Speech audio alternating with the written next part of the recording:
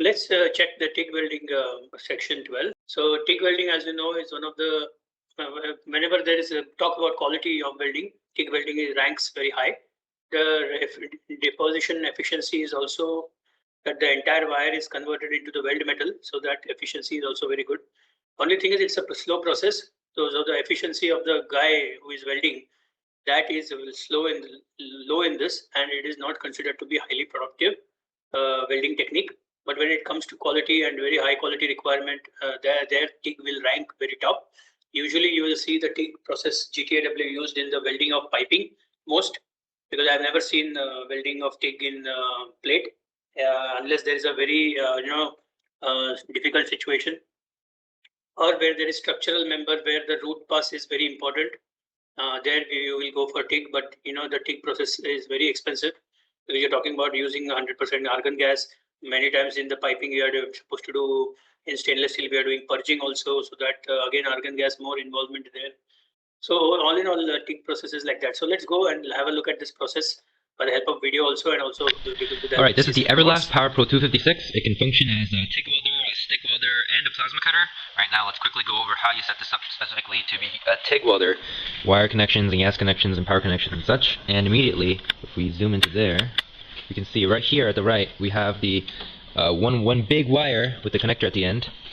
That this is supposed to be the ground connector. And you see this little slot, or not a slot, but rather a key here, and that fits into a key in this connection, or rather in this female connector, and you can't fit it in any other way. There's only one little slot in that female connector, and when you turn it to the right location, it'll fit right in, and at that point you can still put it right out, right? So what you do is, after you align the key with the slot and put it all the way in, you slide that and it can't pull out, because now the key is inside an alternative female slot, or rather groove, in the machine connector.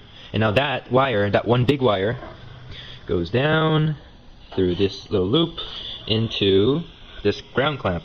So this ground clamp, as you can see, the wire is just one big piece of copper stranded wire, and it goes into more copper. Here's a thread, copper nut with the plated steel with the spring at here, so that there's a lot of tension applied. There's also a copper braid between the upper and lower parts of the clamp, as you can see, that braid, so that you get even better electrical conduction. And you just clamp that onto your steel table, and then the next step in electrical conduction becomes your table, and the next step after that becomes your workpiece, say your aluminum welding. So that's how the conduction goes through from the connector through the copper into this copper, then the steel table, then the aluminum, and bam, there's your negative or positive side, or an alternating current, your both negative and positive sides. And then the other big piece here is, for TIG welding, you have the wires that go to the gun.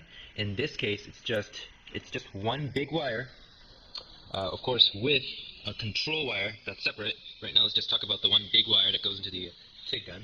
And again, you have that same round rod with a little key at the top here, and you just fit that. After you fit that into the specific slot, you gotta rotate it, and it'll just slide right in. And then you turn that again, just like with this one, and it won't pull out. So that's how you get a nice connection on both of these. And then here is these two in the middle. Let me show you. Okay. So the silvery one here is the control connector, and there is a screw-on fastener.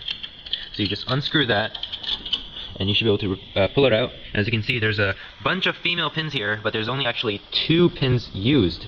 So what the button on the TIG welder does, or the TIG welding gun does, right here, this red button, is it closes the switch between both of these, which means that it turns the switch on as you press the button. So there is electrical conduction between these 2 pins when you press and hold down the button, and when you release the button, then the electrical conduction between these 2 pins is broken.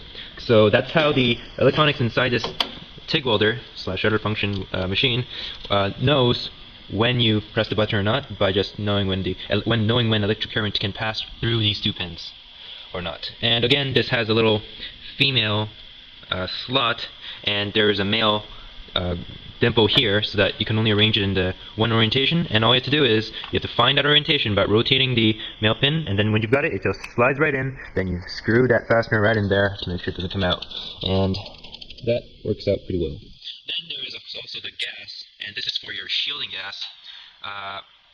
Shielding gas to protect your weld from the air which contains oxygen. Oxygen in contact with air, oxygen in contact with your welding material, in contact with the metal at high temperatures, makes it very easy for oxide formation. The metal reacts to the oxygen to form metal oxides, and those weaken your weld as well as preventing you from continuing welding, because oxides have a large melting point, especially with aluminum. So how you fit this on is, it's the quick connect, and how the quick connect works is there's a little spring mechanism that pulls back on a bunch of ball bearings inside, and as you press this, the ball bearings will retract, and then you can fit this with its groove right in there, and then when you unspring this backwards like that, so first you spring it forwards, retracting the ball bearings, and when you move it, when you let it go, then the spring is going to expand again, the ball bearings are going to fit right in this groove here. I'll show you what I mean. Aha, you hear that click? That's when the spring has retracted because the groove was in the right location. Now the ball bearings in the groove are preventing the narrow quick connect from going up. So that's it for the front side. You see the two big wires. So one is for becoming the ground clamp into the material being the conductor, and then the other one is for going all the way through the copper wire, one big copper wire into this tungsten electrode, which then becomes, of course, your negative or positive or both in the case of alternating current. And yeah, what happened now is you just have current that goes from here to there and here to there, and that's the front side explanation.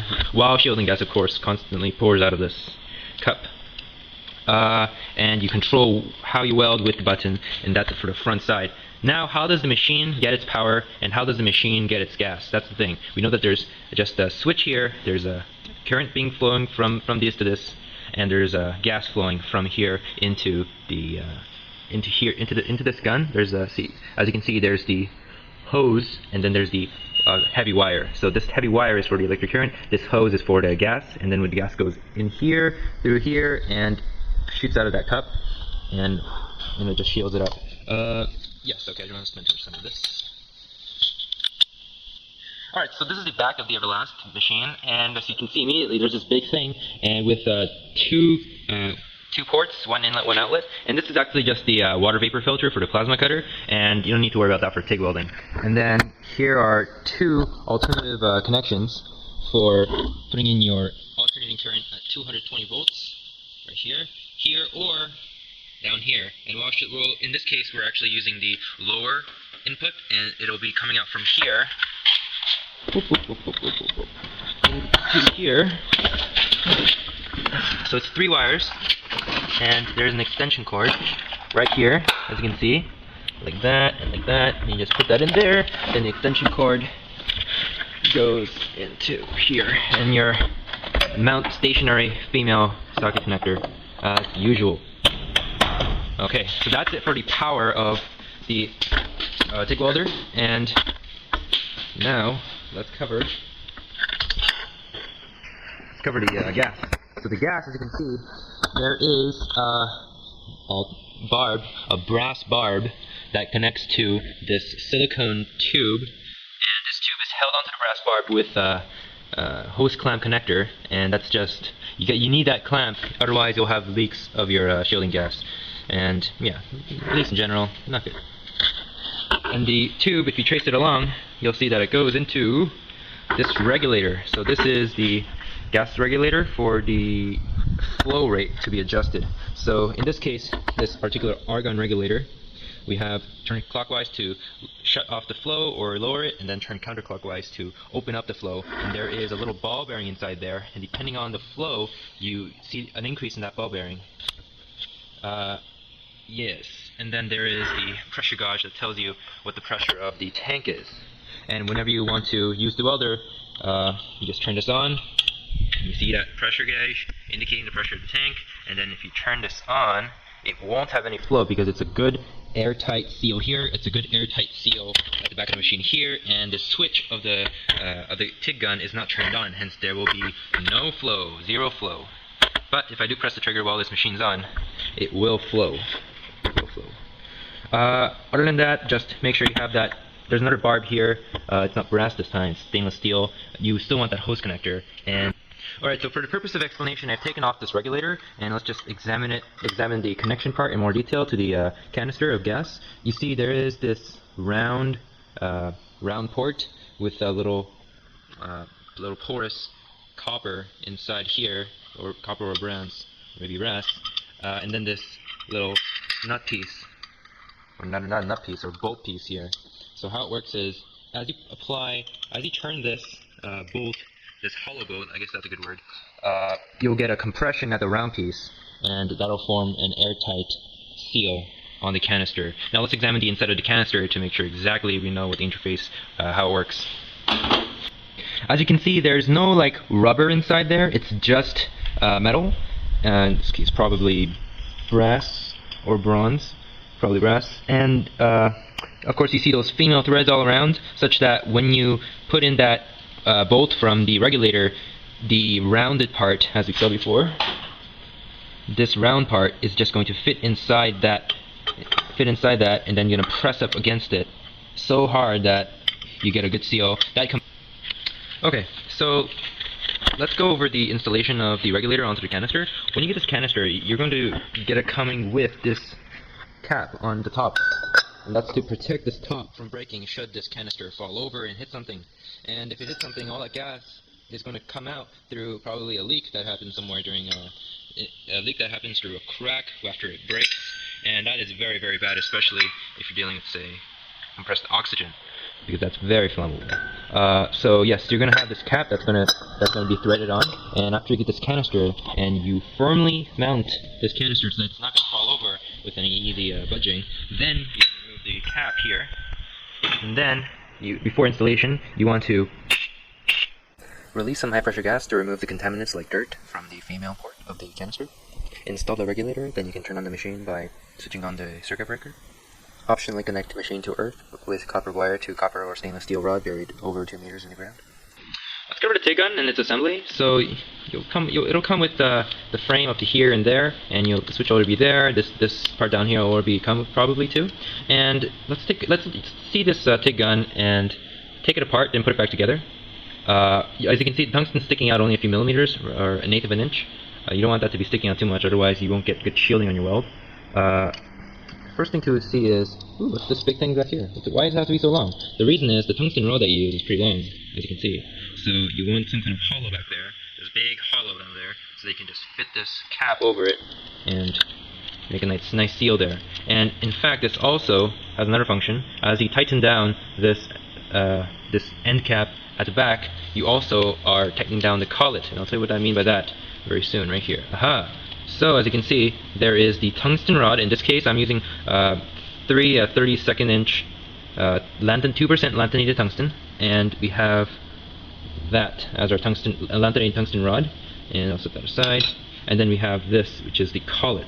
So the collet is essentially a little tube of metal that has a slit, usually triangular, 1, 2, and 3 in a triangular fashion, as you can see from the front. Maybe that's a bit too small.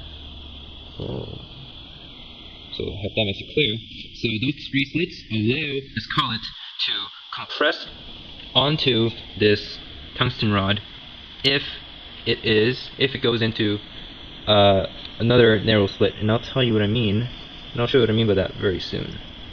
So how you attach the rod onto this collet is, you just take the rod, the back of it, and then you just make it go through this collet right here. And it'll go through at the other end, and your working end of the tungsten is here, and your collet's curved section should be also pointing in the same direction as the working end, and I'll explain why very soon. How it works is, you have the end cap that goes back here, goes over this extra tungsten that we have, and then presses on this larger groove, and as this end cap screws in, it produces a force in that direction, and then the collet is actually sitting inside very much something like that, like my fingers are doing, and as it presses on, the collet tightens up against my finger-like frame, and then hence tightening onto the rod. And I'll show you an example of that right now.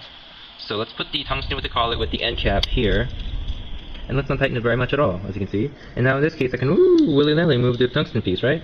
So that's not good, it's a willy-nilly piece. And then when you tighten this, what's happening? the collet is getting compressed. The front of the collet with the slits is getting compressed, and the tungsten is hence also getting compressed.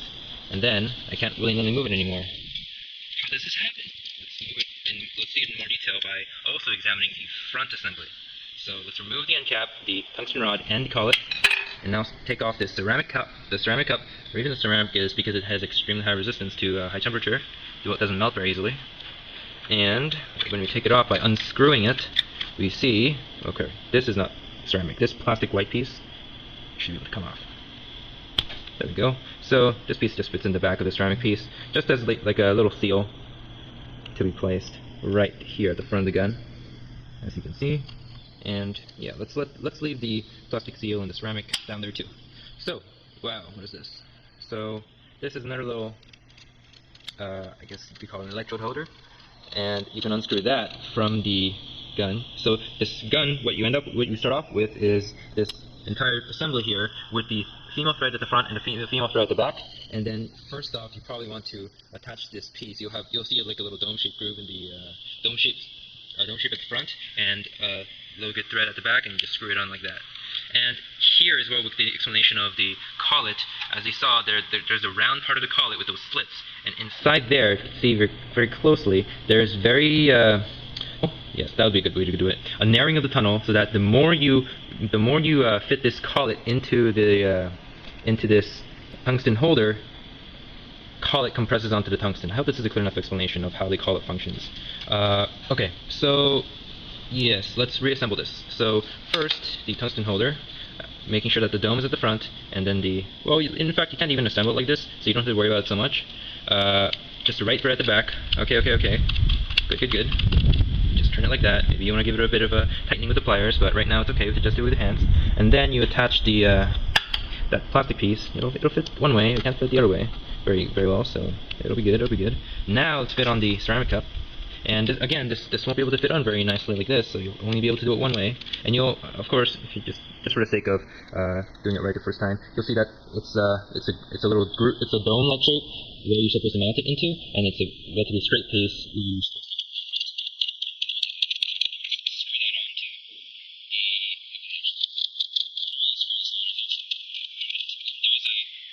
Thread inside this ceramic cup, and there, as you can see, there is this rough, coarse thread on this tungsten holder, and that's how the interface works out.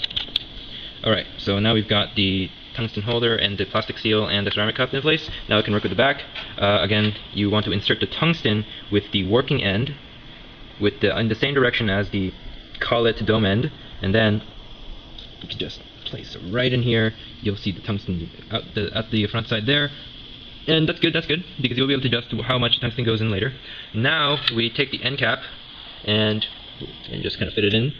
And, ooh, yeah, you don't tighten it too much. You adjust the amount the tungsten is thereby, and then, bam, you tighten it up. Collet gets compressed into the tungsten holder, and it's not willy-nilly moving anymore. Probably want to put that down a bit. Maybe sticking out too much, probably, yeah. Yeah, that's it for the TIG welding gun assembly. Now here's something very, very important that you got to do if you want to TIG weld, especially aluminum. When you get your tungsten and you install this entire gun, you got all your ports for your TIG welder all nicely hooked up, and you're ready to start it up and start welding. And then you're not going to get a weld. In fact, you're not going to get a puddle at all unless you prepare the tungsten tip properly. And the way to do that is one part of it is to bench grind. So you take a grinder, benchtop grinder, or even a grinder, but you probably want to do a benchtop grinder for making the whole process easier.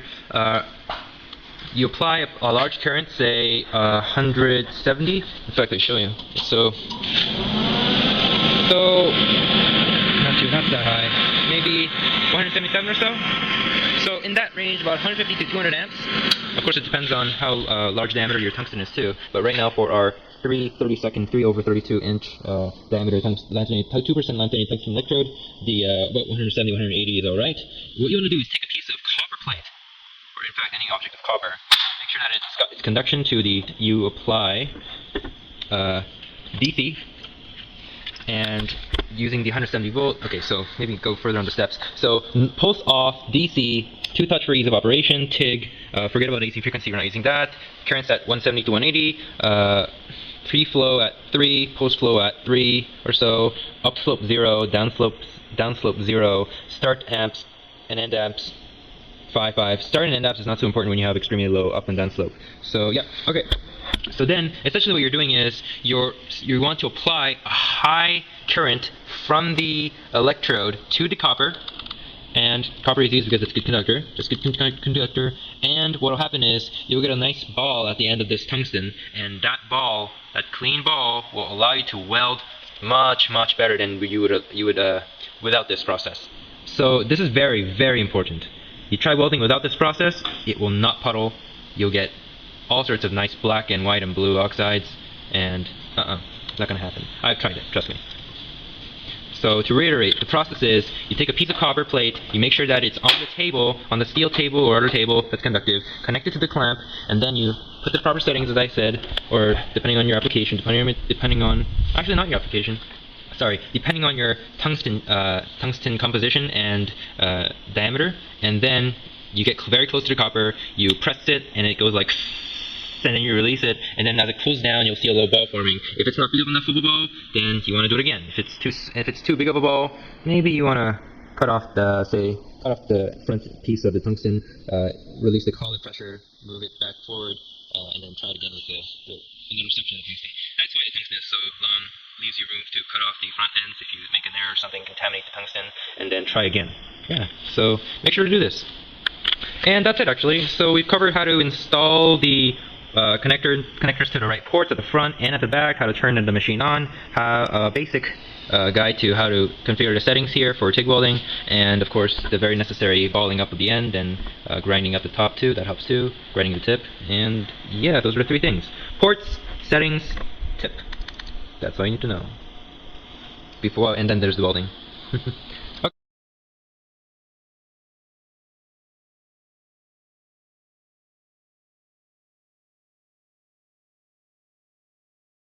So in this, process characteristics in US, the TIG process is called GTAW, and that's what we know the process as. Then melting in this, the TIG process is also called gas tungsten arc welding. Why tungsten? Because tungsten is the electrode here, and the filler wire is our normal carbon steel, whatever we are welding. The melting of that is produced when the arc is struck between non-consumable tungsten electrode and the workpiece. This is that tungsten electrode. Inert gas shielding the electrode and the weld zone prevents oxidation of the tungsten electrode and atmospheric contamination of the weld and hot filler wire. So हम लोग ने देखा है कि इसमें ये जो welding में सेटअप है, इसमें आपको एक टॉर्च लगता है, ये टॉर्च बोलता है इसमें, बाकी इसमें टॉर्च बोलते नहीं, बट इसको टॉर्च बोलते हैं हम लोग। पर टिग में ये एक इलेक्ट्रोड होता है जो टंगस्टन होता है, जो एकदम गर्म होने के बाद आर्क स्ट्राइक करके हम लोग उसको मेल्ट करते हैं बाय फिलर वायर वेल्डिंग। फिर वायर वेल्डिंग जब हम वायर इंट्रोड्यूस करते हैं तो ये मेल्ट होता है और ये एक्चुअली कंज्यूम हो जाता है और हमारा टंगस्टन कंज्यूम नहीं होता है और वो ऐसे का ऐसे ही रहता है। बट फिर भी हम लोग देखा भी बीच बीच में वो टूट जाता है। इसका जो टिप है ये थोड़ा मेंटेन करके रखना पड़ता है, इसलिए तो ये टूट के अगर वेल्डिंग में गिरेगा तो टंगस्टन इंक्लूजन बन जाएगा। So tungsten is used because of melting point 3370 is well above any other common material. That's why tungsten is used, because of its high melting point temperature. Process variable. So यहाँ पे भी कुछ variables है जो हमको देखना है. Main variable in TIG welding are welding current and current type, which is and polarity, AC positive या DC negative, travel speed, shape of tungsten electrode tip and vertex angle. Very important. Some welders are very keen with that. आपने देखा होगा TIG welder हमेशा अपना tungsten electrode को grind करता रहता है, तो ये भी एक मसला है जो इम्पोर्टेंट हो जाता है वेल्डिंग में। फिर शील्डिंग गैस का जो फ्लो रेट है वो, और इलेक्ट्रोड का एक्सटेंशन, मतलब जो फिलर वायर एक्सटेंशन है, सॉरी द टंगस्टन का जो एक्सटेंशन है कितना बाहर होना चाहिए, कितना कम होना चाहिए। Each of this is considered to be in more detail in the subsections. तो आगे वाले इसमें हम लोग ये प्रोसेस वेरिएबल को और भी डिटेल में समझते हैं। Welding current. Welding penetration is directly related to welding current. If the welding current is too low, electrode tip will not be properly heated and unstable arc may result. If the welding current is too high, electrode tip might overheat and melt, leading to tungsten inclusion. So जैसा मैंने आपको कहा कि इसमें current का जो parameter है बहुत इंपॉर्टेंट है। करंट अगर लो होगा तो ये आप देखेंगे कि इलेक्ट्रोड में ये जो आर्क है जो अनस्टेबल हो जाएगा, और अगर करंट एकदम हाई रहेगा तो हो सकता है टंगस्टन को भी मेल्ट करके वेल्डिंग में डाल दे, तो वो दोनों हमको अवॉइड करना चाहिए। Current type and polarity, best welding results are usually obtained with DC negative. So आप देखते हैं कि डीसी नेगेटिव आपको अच्छा पेनिट्रेशन और अच्छा वेल्डिंग देता है, whereas डीसी नेगेटिव हमेशा पेनिट्रेशन के लिए माना जाता है। So refractory oxides such as those of aluminum and magnesium can hinder fusion welding but can be removed by using AC or DC electrode positive. So oxides जो है ये aluminium और मैग्नीशियम इसमें वेल्डिंग को फ्यूजन के साथ होने के लिए वो बाधा डालता है, तो AC और DC इलेक्ट्रोड पॉजिटिव से प्रॉब्लम आपको सॉल्व कर सकता है। With DC positively connected electrode, heat is concentrated at the electrode tip, so that electrode needs to be greater diameter than when using DC negative. If overheating of the tungsten is to be avoided, water-cooled torch is recommended if DC positive is used. तो हम लोग देखते हैं DC positive और DC negative का क्या फायदा है। तो बोलते हैं कि वो ओवरहीटिंग हो सकता है DC नेगेटिव से, इसीलिए टंगस्टन को हमको कूल रखना है, इसलिए वाटर कूल्ड भी यूज करते हैं। इन केस आपने DC नेगेटिव यूज किया पेनिट्रेशन के लिए तो आपको बार बार रुकना पड़ेगा क्योंकि इलेक्ट्रोड टंगस्टन इलेक्ट्रोड बहुत गर्म हो जाता है। The current carrying capacity of DC positive electrode is about 1/10 of negative, so that is limited to the welding section. So हम लोग देखते हैं जब हम लोग DC नेगेटिव रखता है तो वो अच्छा पेनिट्रेशन देता है, बट वो टंगस्टन इलेक्ट्रोड को मेल्ट कर सकता है, इसलिए वो रुक रुक के वेल्डिंग करना पड़ता है। Whereas आपने अगर DC पॉजिटिव रखा तो पेनिट्रेशन ज़्यादा नहीं मिलेगा, बट आप ज़्यादा लंबा तक वेल्डिंग कर सकते हैं अगर थिकनेस आपका कम है तो। तो based on thickness you will have to act. तो करंट टाइप डीसी नेगेटिव का क्या फायदा है, एसी और डीसी पॉजिटिव का क्या फायदा है, let's see. Heat balance, DC negative 70% रहता है वर्क पीस पे और इलेक्ट्रोड पे 30% रहता है। नेचुरली इसी वर्क पॉजिटिव नेगेटिव होने की वजह से ज़्यादा पेनिट्रेशन आपको मिलता है। तो एसी में वर्क 50% और इलेक्ट्रोड 50% रहता है, तो इसमें आपको इवनली बैलेंस्ड मिलेगा क्योंकि वो जो साइन वेव है वो पॉजिटिव एंड नेगेटिव दोनों टाइप काम करता है। Whereas DC पॉजिटिव होगा तो 30% ही वर्क पे हीट जाएगा और 70% इलेक्ट्रोड पे होगा, इसलिए उसमें आपको कम पेनिट्रेशन मिलता है। Weld profile, so deep narrow आपको मिल सकता है नेगेटिव में, एसी में आपको मीडियम मिलेगा, शॉर्ट डीसी पॉजिटिव में शैलो एंड वाइड मिलेगा। सो क्लीनिंग एक्शन आपको जरूरत नहीं है डीसी नेगेटिव में, एसी में एवरी हाफ साइकिल आपको करना पड़ेगा और पॉजिटिव में भी आपको करना पड़ेगा। Then electrode capacity, excellent electrode capacity 3.2 mm तक आप 400 एम्पियर से मार सकता है। एसी में आपको सेम 3.2 में हाफ करंट में मार सकता है, whereas in DC पॉजिटिव बहुत उसका इसीलिए जिसके करंट कम होने की वजह से उसका पेनिट्रेशन कम है। ट्रैवल स्पीड भी इंपॉर्टेंट है, वेल्डर कितना क्विकली वेल्ड कर पाता है affect both weld width and penetration, but effect on width is more pronounced. अगर आपका स्लो वेल्डिंग है तो विड्थ आपका नेचुरली बराबर से लगेगा। विड्थ अगर बहुत ज़्यादा हो जाएगा तो वो भी अच्छा नहीं है वेल्डिंग के लिए। सो increasing the travel speed reduces the penetration and width. तो आप अगर जल्दी जल्दी वेल्डिंग करेगा तो आपका विड्थ और पेनिट्रेशन दोनों कम रहेगा। Reducing the travel speed increases penetration and width, so दोनों भी हमको ऑप्टिमाइजेशन यहाँ पे जरूरत करने का। Tungsten electrode type, so tungsten electrode भी बहुत इंपॉर्टेंट है इसमें। Different type of tungsten electrodes suit different applications. So pure tungsten electrode are used when welding light metal with AC because they maintain clean bald end but possess poor arc ignition and stability in AC mode compared with others. So ये जो pure tungsten electrode होता है उसमें अगर आपने tip में ball जैसा बनाया या वी जैसा बनाया या वेरी शार्प बनाया तो इस सब से आपका वेल्डिंग भी अफेक्ट होता है। बेसिकली वो आर्क इग्निशन और पुअर स्टेबिलिटी, आर्क स्टेबिलिटी के लिए वो हेल्प करता है। Thoriated electrodes are alloyed and with thorium oxide, तो इसमें बहुत सारा टाइप का इलेक्ट्रोड मिलता है, थोरिएटेड, नॉन थोरिएटेड टाइप में। सो मैं कुछ आपको दिखाना चाहता हूँ यहाँ पे, just have a look at it. आगे बढ़ते हैं। सो आपने देख सकते हैं यहाँ पे टिग का जो मोड है एसी और डीसी, डीसी और एसी, डीसी और AC, DC AC. Tungsten type में आप देख सकते हैं प्योर है, सेरिएटेड है, लैंथनेटेड है, फिर लैंथनेटेड में भी परसेंटेज है 1%, 1.5%, 2%, फिर थोरिएटेड है, थोरिएटेड में परसेंटेज है, फिर जिरकोनेटेड है. So all this type of electrodes are available and उसके ऊपर कलर कोडिंग भी होता है. टंगस्टन इलेक्ट्रोड, तो this types of things are available. Ceriated, lanthanated, यही आपको उसने यहाँ पे लिखा है. Zirconated electrodes are alloyed between zirconium oxide and operating characteristic between thoriated and pure tungsten. They are able to retain a bald end during the welding, so are recommended for AC welding. So आपको आगे जाके ये bald end क्या है ये सब मैं आपको समझाएगा.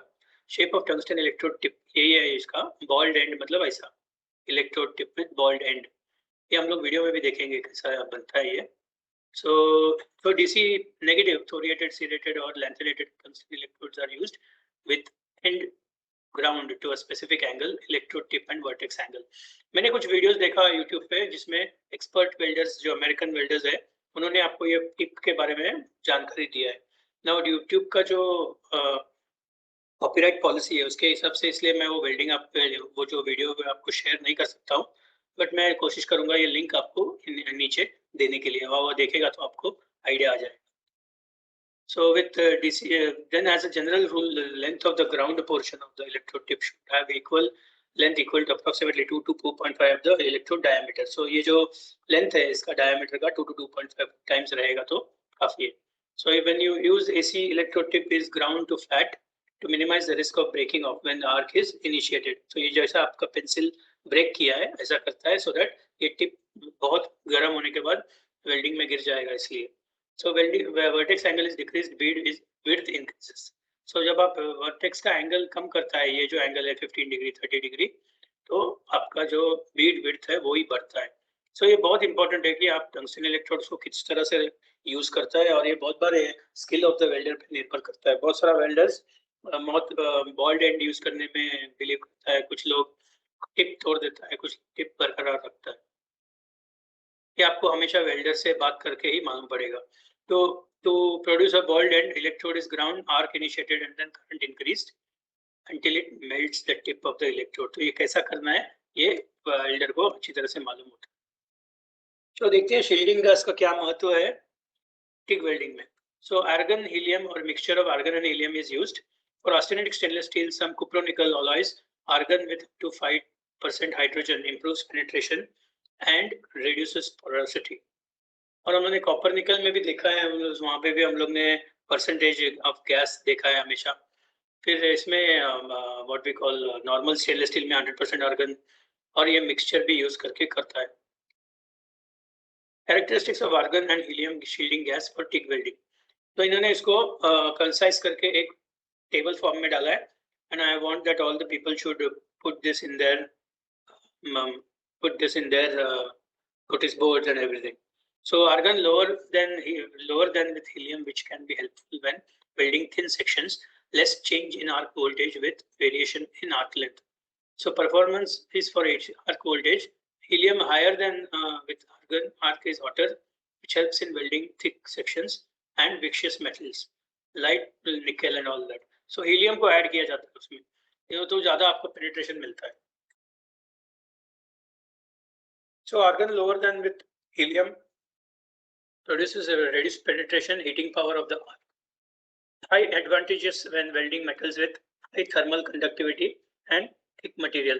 So जो material में high thermal conductivity है, copper and all that, it will help during this time. So argon is heavier than air, so requires less gas to shield in flat and horizontal position, better drought resistance. So argon का ये characteristic है कि वो heavy है हवा से भी, इसलिए वो नीचे रहता है हमेशा.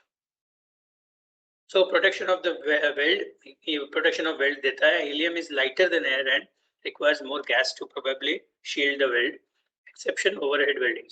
Overhead welding को छोड़ेगा आप तो बाकी टाइम पे helium lighter than air है और वो गैस को ज़्यादा shield करता है. Then obtained from atmosphere by separation of liquefied, lower cost and greater availability. So availability and cost के बारे में आपको सोचना है.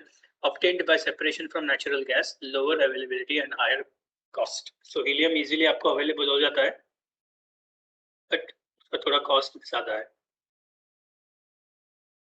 Shielding gas flow rate. Too low and shielding gas cannot remove the air from the welded area, resulting in porosity and contamination. सो अगर आपका जो gas shielding बराबर नहीं रहेगा तो वेल्ड एरिया पोरोसिटी में आएगा और ज़्यादा आपका कंटेमिनेशन होगा। और कभी देख सकता है कि उसमें ब्लैक कलर भी आ जाता है। Too high and turbulence occurs at the base and shielding gas column. Air tends to be sucked in and from the surrounding atmosphere, and this may also lead to porosity contamination. और अगर दो बहुत high रहेगा gas flow तो भी problem है आपको. So typically in the range of 10 to 12 ये आपको यूज करने का है gas flow. Back purging. It is necessary to protect the back of the weld from excessive oxidation during TIG welding, achieved by using purge gas, usually pure argon. So to use the purge channel or sometimes another separator operator position and moves a back purge nozzle as a weld progresses. For purging large systems, soluble dams or bungs are required, and for pipe welding, spool is relatively easy to purge than the pipe bore.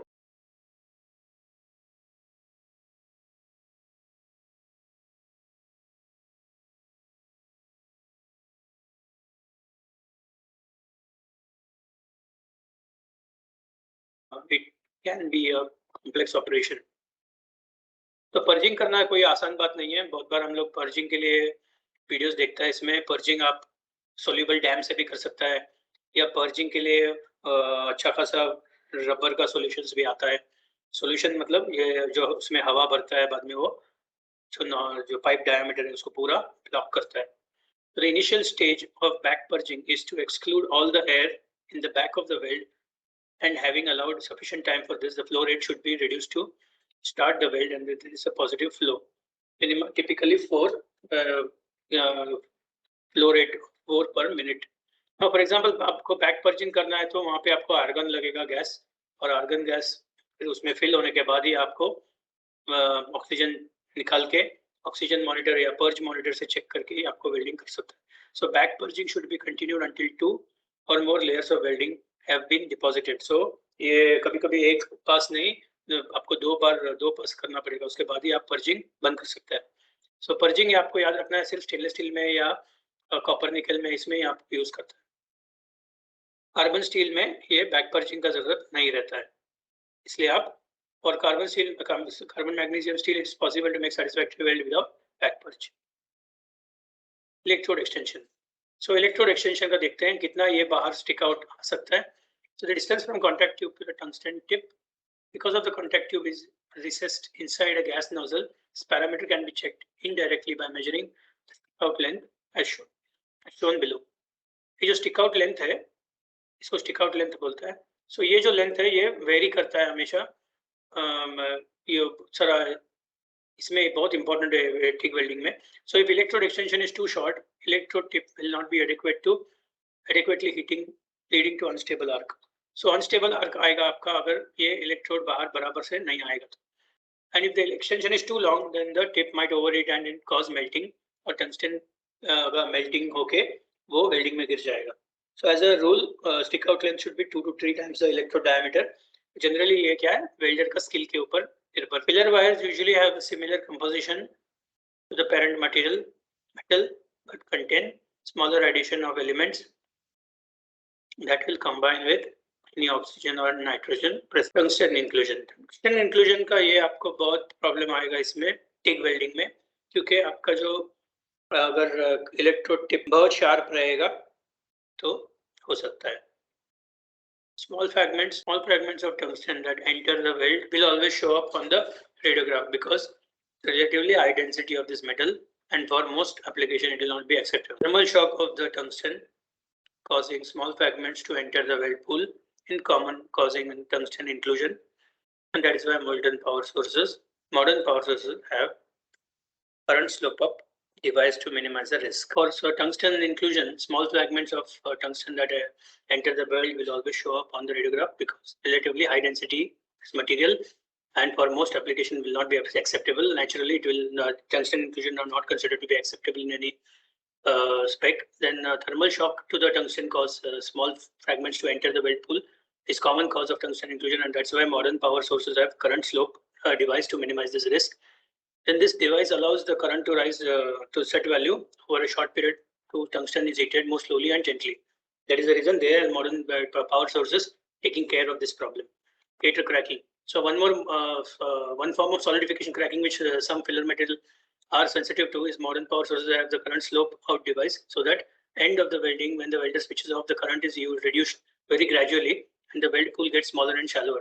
The weld pools will have more favorable shape when finally solidifies and crater cracking can be avoided. So when you see the welding, when we will finish the welding, that time he will remove the filler wire, then a little bit merge the welding and then remove the hand. And also the welding power source itself has some the controls in which can avoid the crater cracking. So the current, instead of directly getting switched off, will slowly get removed. So that helps the crater cracking to avoid. So common application include autonomous welding of longitudinal seam, thin walled pipes and tubes in stainless steel and other alloys on continuous forming mills. Using TIG wires, TIG is used for making high quality joints in heavier gauge pipe, tubing or chemical, petroleum and power generating industries. It's also used in aerospace. And that's why the reason is all quality job, the quality stuff that is used. These days, TIG is also automized, autogeneous welding is made. So more and more welding can happen with TIG process in automation. But where the cost is a consideration, there FCAW is, or MIG-MAG is done the automation. So what are the advantages? Produces a superior quality of weld and very low level of diffusible hydrogen. So there is less danger of cold cracking. No weld spatter or slag intrusion, which makes it particularly suitable for applications requiring high degree of cleanliness. Pipework, food industry, for example, pharma industry, semiconductor manufacturing industry, then also the oil and gas refinery job. Can be used with filler metal and on thin sections without filler, and can produce weld at relatively high speed. So it all depends on the welder's productivity. Enables welding variables to be accurately controlled and particularly good for controlling weld root penetration in all the welding. So where the TIG root is given a very high performance because it can do very good root pass and is very good for controlling the variables by manually if the welder is very trained. So can weld almost all welding material, including dissimilar joints, but welding in position is not generally used for those with low melting points such as lead or tin. Of course, just leave it lead and tin. Apart from that, almost everything it can weld in all the position. That's why it is after SMAW, this is the most trusted technique. Especially for welding reactive metals with very stable oxides such as aluminum, magnesium, titanium, zirconium, all difficult material it can weld. So heat source and filler metal additions are controlled independently, so it is very good for joining thin material like thin sheets. What is the disadvantage? It gives lower deposition rate compared with other arc welding process. Need higher dexterity, the welder coordination with MIG-MAG or MMAW welding. So it says that the welder's technique of feeding the filler wire in one hand and doing the weaving by another hand, it needs high dexterity. बहुत सारा welder skill का जरूरत रहता है यहाँ पे. So less economical than MMAW MIG-MAG for thicker sections greater than 10 mm. So the thicker section, it is not economical to weld at all. It will be in fact very expensive. Difficult to fully shield the weld zone in draughty condition, so may not be suitable for site field welding. It's very difficult for doing in site welding, but these days we are putting the tarpaulin all around and making the shielding very strong. Tungsten inclusion also in the field, you have seen that the purging is very difficult for stainless steel lines. So we are using plastic damp paper to avoid that problem. Tungsten inclusion can occur if electrode contacts the weld pool, which we have already spoken about. No cleaning action, so low tolerance for contamination on filler or base metal. So ये बहुत ही clean surface होना चाहिए. इसमें बिल्कुल contamination नहीं होना चाहिए welding. So इसके साथ हम लोग welding का chapter भी समाप्त करते हैं.